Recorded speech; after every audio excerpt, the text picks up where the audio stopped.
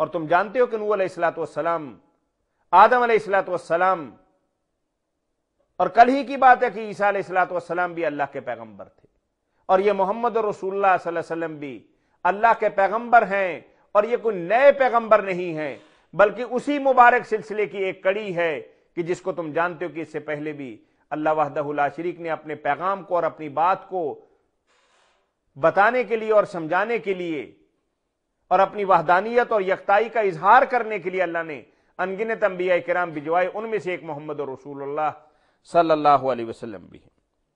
افإن مات او قتل، بھی یہ پہلے پیغمبر بھی نہیں ہیں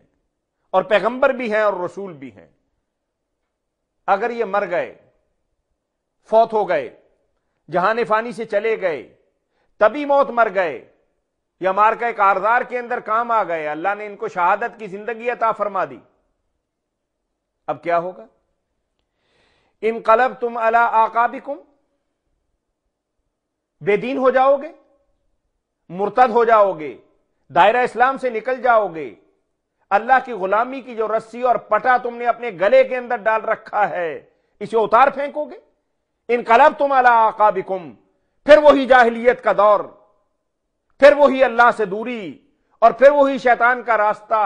اور پھر وہی اللہ کی مخالفت تم اختیار کر لو گے۔ وَمَن يَنْقَلِبْ عَلَىٰ عَقِبَيْهِ، اور اگر واقعی تم اپنی پرانی روش پر چلے گئے، اپنے پرانے دین کو تم نے مان لیا اور اسلام سے جو پہلا راستہ تم نے اختیار کیا ہوا تھا اسی راستے کی طرف تم پلٹ گئے، فَلَن يَضُرَّ اللَّهَ شَيْئًا، اللہ کا کیا بگاڑو گے؟ تمہاری بے دینی اور تمہارا شیطان کا ساتھی بن جانا اور اللہ کی حدوں کو پھلانگنا اور اللہ کی ذات کو انکار کرنا اللہ کو کوئی نقصان نہیں پہنچا سکتا۔ نہ اللہ کی کبریائی کے اندر کوئی فرق آتا ہے، نہ اللہ کی عظمت کے اندر کوئی فرق آتا ہے، نہ اللہ کی بڑائی کے اندر کوئی فرق آتا ہے، نہ اللہ کی بادشاہت اور مملکت اور حکومت کے اندر اور نظام کے اندر کوئی فرق واقع ہوتا ہے، اور کوئی نقصان تم اللہ کا نہیں کر سکتے۔ وَسَيَجْزِي اللَّهُ الشَّاكِرِينَ، اگر تکلیفوں پر صبر کرو گے، اللہ کے ساتھ اپنے تعلق کو قائم رکھو گے اور اللہ کی حدود کو قائم کرو گے اور اللہ کے بتائے ہوئے راستے پر چلو گے، اور اس راستے کے اندر اگر کوئی تمہیں تکلیف اور دکھ اور مشقت پہنچتی ہے تو یقیناً اللہ جو ہے وہ تمہیں اس کا بہتر بدل عطا فرمائے گا۔ وَمَا كَانَ لِنَفْسٍ أَن تَمُوتَ، کوئی نفس ایسا ہے کہ جس نے مرنا نہیں؟ کوئی ایسی جان ہے کائنات کے اندر کہ جس نے ہمیشہ رہنا ہے؟ الا باذن اللہ، ہر نے مرنا ہے، اللہ نے ایک وقت مقرر کیا ہوا ہے، اللہ کے حکم کے ساتھ، اللہ کی مرضی اور مشیت کے ساتھ اور اللہ کے فیصلے کے ساتھ اس کی بساط اس کائنات سے لپیٹ دی جائے گی، اس کی چلتی ہوئی سانسیں رک جائیں گی، اس کا چلتا پھرتا وجود ختم ہو جائے گا۔ کتابا مؤجلا، وقت مقرر ہے، 50 سال، 60 سال، 10 سال، 20 سال، 100 سال، 950 سال، نوح علیہ الصلوۃ والسلام کی عمر 10 صدیاں، نتیجہ کیا؟ پھر موت آ گئی، اور کتنی ہی زندگی کیوں نہ ہو، 1000 برس کی ہو یا 10,000 برس کی ہو، اس کا اختتام جو ہے وہ موت پر ہوگا، اور یہ موت کا وقت اللہ نے مقرر کیا ہوا ہے اور یہ اللہ کی طرف سے آ کے رہنا ہے۔ وَمَن يُرِدْ ثَوَابَ الدُّنْيَا نُؤْتِهِ مِنْهَا، اگر کوئی دنیا کا طلبگار ہے، دنیا کے لیے محنت کرتا ہے، دنیا کی تعریف کے لیے اور دنیا کے ناموری کے لیے اور دنیا کے چرچا کے لیے کوششیں کرتا ہے،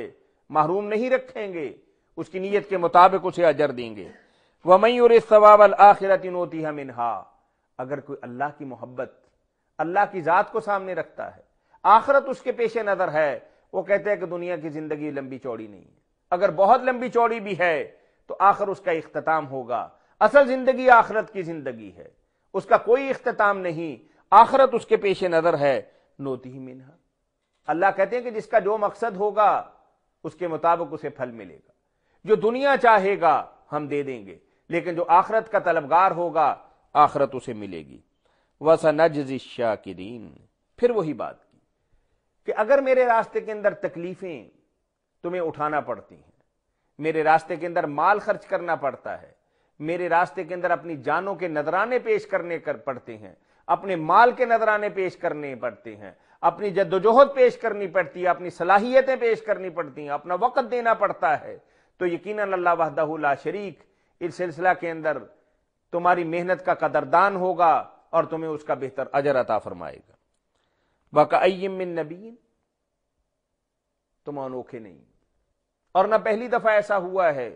کہ کسی نبی کے ساتھ اللہ کے ماننے والوں نے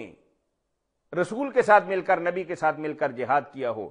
وَكَأَيٍّ مِّن نَّبِيٍّ قَاتَلَ مَعَهُ رِبِّيُّونَ كَثِيرٌ، بے شمار لوگوں نے، اللہ والوں نے نبیوں کے ساتھ مل کر جہاد کیا۔ فَمَا وَهَنُوا، ان کا دل ڈگمگایا نہیں، ان کے دل کے اندر خوف چھایا نہیں، وہن نہیں آیا، ان کے پائے استقلال کے اندر کوئی لغزش نہیں آئی، ان کے جذبہ جہاد کے اندر کوئی چیز رکاوٹ نہیں بنی۔ لما اصابہم فی سبیل اللہ، کہ اللہ کے راستے کے اندر اللہ نے انہیں پکی پکائی کھیر دے دی، جنگ کے اندر انہوں نے تلواریں نہیں چلائیں، نیزے نہیں کھائے، تیر نہیں کھائے، اپنی جانوں کا نذرانہ پیش کیا، اپنے جسموں پر زخم کھائے، اپنے بیوی اور بچوں کو لوٹایا اور اپنے مال کو لوٹایا، یہ ساری چیزیں ان اللہ والوں نے کی ہیں۔ لما اصابہم فی سبیل اللہ، اللہ کے راستے کے اندر جو انہیں تکلیف اور اذیت اور دکھ پہنچا ہے۔ فما ضعفوا، وہ کمزور نہیں پڑے، وما استکانوا، نہ انہوں نے گھٹنے ٹیکے ہیں، نہ تو وہ کمزور ہوئے ہیں اور نہ ہی وہ مرتد ہوئے ہیں، وہ اپنی جگہ پر قائم اور ہمالیہ پہاڑ جیسے استقامت انہوں نے دکھائی ہے۔ واللہ یحب الصابرین، اللہ تو صبر کرنے والوں کو سینے کے ساتھ لگاتا ہے، اللہ ان کے ساتھ پیار کرتا ہے۔ اللہ کی تمام تر محبتیں اور عنایتیں ان لوگوں کے لیے ہیں جو اللہ کے راستے کے اندر ثابت قدمی دکھاتے ہیں، جو اللہ کے دین کے راستے کے اندر ثابت قدمی دکھاتے ہیں۔ آدمیوں کا تھوڑا ہونا یا زیادہ ہونا ان کی نظر کے اندر کوئی اہمیت نہیں رکھتا، فتح ہو یا شکست ہو کوئی معنی نہیں رکھتی، ان کی نظریے کے اندر تو صرف اللہ کی ذات ہے، اللہ کی رضا کے لیے کام کرتے ہیں۔ اگر اکیلا ہے تو تب بھی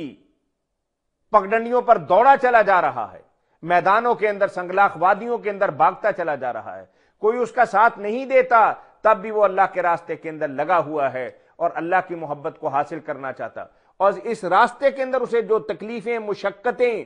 کسی بھی اعتبار سے جو ہو سکتی ہیں، خواہ مادی ہو یا مانوی ہو، ان پر صبر کرتا ہے، اور اللہ ایسے صبر کرنے والوں سے پیار بھی بڑا کرتا ہے۔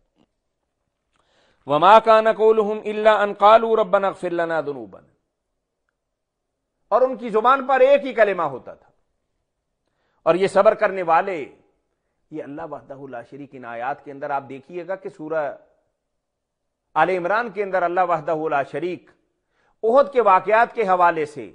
کبھی تمثیلات کے ساتھ، کبھی وضاحتوں کے ساتھ، اور کبھی جھنجھوڑ کر اور کبھی پیار سے انسانوں کی اصلاح فرما رہے۔ اب دیکھیں اس مثال کے ساتھ اللہ نے کہا کہ پیغمبروں کے ساتھ لڑائی کی،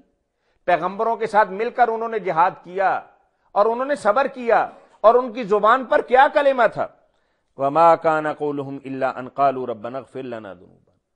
ان کی زبانوں پر تو ایک ہی ورد تھا، ایک ہی کلمہ تھا، ایک ہی نعرہ تھا، وہ کیا تھا؟ ربنا اغفر لنا ذنوبنا، اللہ ہم نبی کے ساتھ جہاد کر رہے ہیں، تیرے راستے کے اندر تلوار اٹھا لی ہے اور احیاء دین کے لیے کام کر رہے ہیں، لیکن ہم اتنے پارسا نہیں ہیں، ہم تو خطا کار ہیں، گناہ گار ہیں،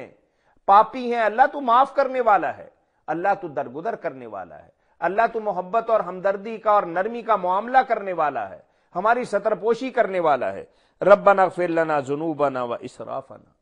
اللہ ہم نے غلطیاں کی، ہم نے زیادتیاں کی، ہم سے گناہ بھی ہوئے، ہم سے کوتاہیاں بھی ہوئیں، تیرے راستے کے اندر، اپنی زندگی کے اندر، دین اسلام کے احکامات کے اندر اور تیری تابعداری اور اطاعت کے اندر ہم تو ڈوبے ہوئے، ہمارے پاس ہے کیا؟ اللہ تو ہی معاف کرنے والا اور تو ہی درگزر کرنے والا ہے۔ فی امرنا، اپنے معاملے کے اندر، وثبت اقدامنا، اے اللہ ہم تیرے راستے کے اندر آ گئے، مارکہ کاردار کے اندر کھڑے ہو گئے، دشمن کے ساتھ سب بستہ ہو گئے اور بالمقابل کھڑے ہو گئے، اب ہمارے قدم ڈگمگائے نہ، ہمارے پاؤں کے اندر لغزش نہ آئے، ہمارے دل کے اندر کوئی خوف نہ آئے، ہمارے دماغ کے اندر کوئی فتور نہ آئے، ہمارے قدموں کو اور ہمارے دل کو اور ہماری صلاحیتوں کو اور ہمارے وجود کو قائم اور دائم اور ثابت رکھنا۔ اللہ ہم یہ دعا کرتے ہیں کہ تو ہمیں ثابت رکھ، ہمیں قائم رکھ، ہمیں ان کے سامنے ڈگمگانا نہ چاہیے۔ وانصرنا علی القوم الکافرین، اللہ اپنی فتح کی دعا تو نہیں کرتے، لیکن دشمن کی ناکامی اور نامرادی کی یقین دعا کرتے کہ ہمیں فتح اور کامرانی سے، کہ ہمارے دماغ کے اندر فتور نہ آ جائے، لیکن ہم یہ ضرور چاہتے ہیں کہ کفر کا سر قلم ہونا چاہیے، شیطانی حدود کو پامال ہونا چاہیے،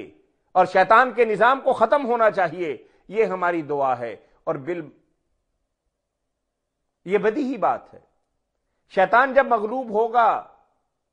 تو ربانی قوتیں اور طاقتیں غالب آ جائیں گی، جب کفر مغلوب ہوگا تو اسلام غالب آ جائے گا۔ لیکن در پردہ وہ یہی بات کر رہے ہیں کہ اللہ کفر کو مٹا دے۔ کفر اس کائنات کے لیے نہیں چاہیے، ہم تو اسلام کا اور اللہ کی توحید کا اور اللہ کے احکامات کی علمداری کا اس کائنات کے اندر مطالبہ کرتے ہیں، اور یہی دعا اللہ تم سے کرتے۔ فآتاہم اللہ ثواب الدنیا، اللہ نے دنیا کا ثواب بھی انہیں عطا فرمایا، وحسن ثواب الآخرہ، اور آخرت کا بہترین ثواب بھی اللہ وحدہ لا شریک انہیں فرمائیں گے، اور ان کے لیے جنتیں ہوں گی، حور و غلمان ہوں گے، اور اللہ کی عنایت ہوگی، اور اللہ کا دیدار ہوگا، اور اللہ کی محبتیں ان کا انتظار کر رہی ہوں گی، اور ایسی جنتیں کہ جس کے نیچے باغات،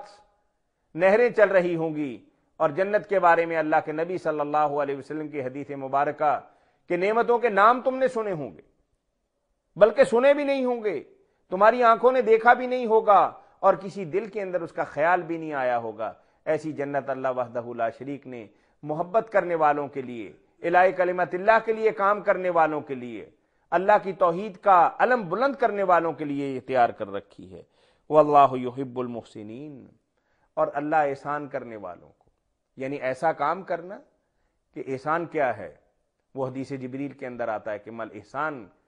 فرمایا کہ ان تعبد اللہ کأنک تراہ فإن لم تکن تراہ فإنہ یراک، یعنی ان کے تمام تر مقاصد، ان کے تمام تر افعال، ان کے تمام تر اعمال جو ہیں وہ اللہ کی رضامندی کے لیے ہوں، ان کا جنگ کے اندر نکلنا اللہ کی رضا کے لیے ہو، ان کا تلوار اٹھانا اللہ کی رضا کے لیے ہو، اور ان کا مال خرچ کرنا اور جان دینا اللہ کی رضا کی خاطر ہو۔ وآخر دعوانا ان الحمد للہ رب العالمین۔